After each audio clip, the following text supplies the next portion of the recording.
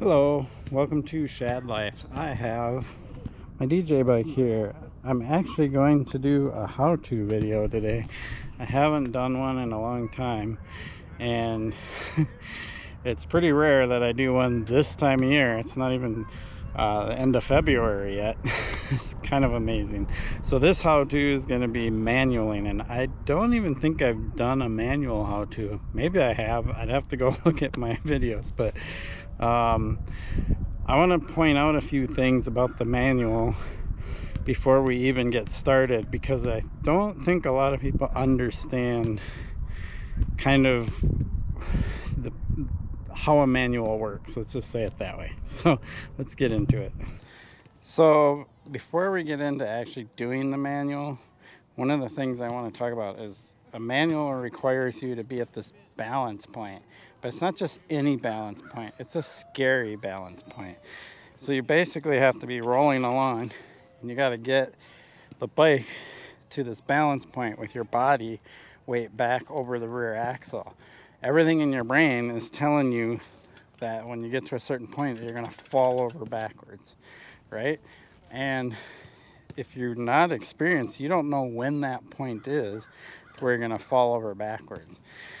And this is why one of the biggest reasons I tell people to cover their brake when doing manuals is for that, to prevent from falling off backwards. So I always have a finger, 2 fingers, whatever. I prefer 1 finger because then it gives me more control. So if you have disc brakes, good brakes, kind of essential for manuals. Use these 3 fingers for control, this finger for the brake.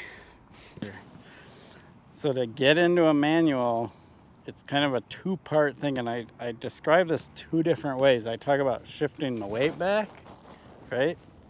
I also talk about pushing the bike forward, whatever works better in your mind. For me, pushing the bike forward and kind of giving a little lift on the bar makes the most sense.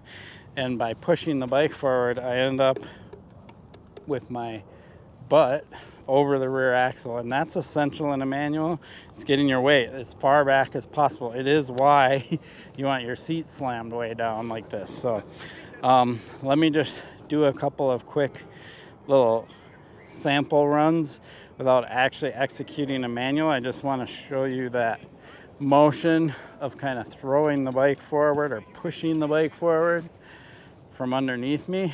And there's some leg movement with that too. You actually push down and forward with your legs, butt to the rear, and then at that point your arms are going to be extended, and you can just naturally lean back and pull on the handlebars. You're not pulling on the handlebars like this, and I'll show you that.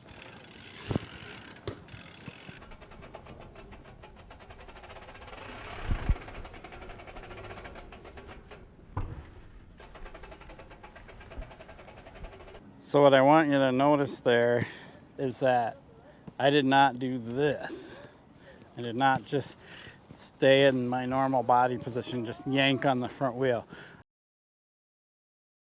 I pushed the bike forward, got my weight back, and I'm actually pushing forward and down with my feet too at the same time. And my weight shift back literally lightens the front end. And then it's the only natural thing to do at that point is to just keep leaning back, and you feel like you're pulling with your arms, but you're really not. You're just hanging on, and you're letting your weight shift do all the work. That's what's kind of interesting about a manual.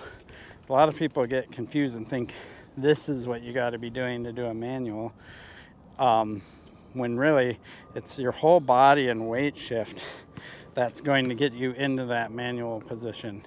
So again, push forward, press down into your pedals with your feet, get your weight shift back, and right as your front wheel gets there, it's really easy to get the front wheel to come up. It'll take you a little while to get the hang of that, but definitely it's the best way to get into it. You can't get into a manual by doing this.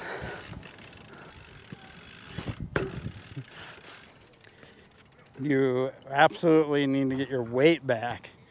And it's that weight shift that's going to get you to that balance point. All right, so then what's next?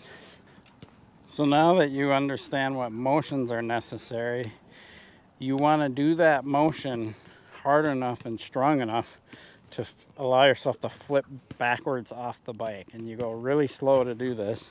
And you want to do that because you want to find out where the limits are to that balance point. So then that way you'll train in your mind, okay, at this point is when I'm going to flip backwards. And so that's when I need to feather the brake to keep from going backwards. But you got to actually go backwards a couple of times to know where that point is. So let's do that. So I want to fall off backwards. I feel like I jumped a little early there because I knew I was going to do it. Let me see if I can go a little bit. There we go. That was it. So you want to get used to doing that and you just do it as many times as you feel like you need to so you understand where that tipping point is. And then you're ready to start practicing the manual because when you get to that tipping point, you'll know that that's where you need to adjust or grab the rear brake. So once you get to that balance point, what do you do there? How do you stay in that balance point? So now I'm in that balance point for the manual. My weight's back, feet are on the pedals, arms are straight, and I start to go back too far. Well, this is where you shift your weight forward a little bit with your hips. So basically staying in the manual is all in your hips. So as you start to fall back, you move your hips slightly forward. As your front wheel starts to drop, you shift your hips further back. And, hate to use this term, it looks like you're humping the air, right? It's just the way it is, right? So you're basically shifting back to keep the front wheel from going down, shifting forward to keep from going over backwards. And there's going to be times where you don't do it right and you have your finger on that brake lever. So if you start to go back too far, you can use that as a safety to bring the front wheel down. So, all right, let's do a couple manuals. Now it's time to actually do it. So I put my helmet on. And I also have the camera in a wide angle view right now, so everything looks a little distorted, but it's so you can see my manual a little better. Let's do it.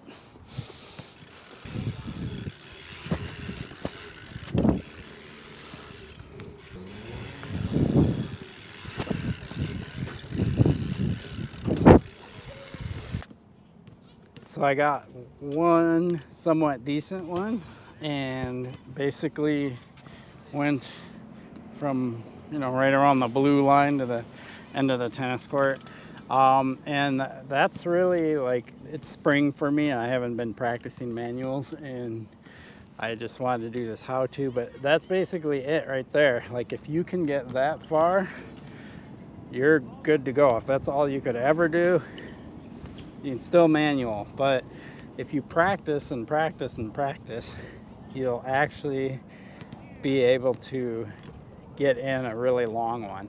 So I'm gonna do that for a little bit, change up the angle and see if I can get in a longer manual and do like probably at least 2/3 of this court. And let's look here. Why is it 60 degrees on February 26th in Minnesota? I do not know.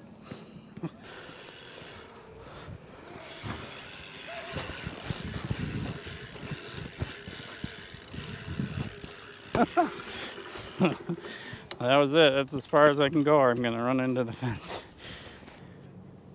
Cool. Well, that's it. That is how to do a manual. And I can't stress that you need to practice, and that's the only way you'll ever get good at manuals. It's not a natural thing. I mean, maybe for some people it is, right? And younger people learn faster than older people, right? But it is something you absolutely have to go to a place like this, nice, flat, level, smooth surface, and do over and over and over and over again. And you'll have many failures, and then you'll have a couple of successes. And so what happens is once you start having those successes, you'll get more motivation to keep trying more and more. And then you'll have more successes. And I've been doing manuals for quite a while, but I don't practice them as often as I should. So there were times in my life where I could just pop them and always get into them. But these days I'm kind of 50-50. I don't always just pop a perfect manual. And until I myself take some time to really dedicate to practicing and getting back into it and getting super dialed with it, I won't be super consistent at them. But this is what it is. Appreciate your support for my channel. Please like and subscribe. Peace.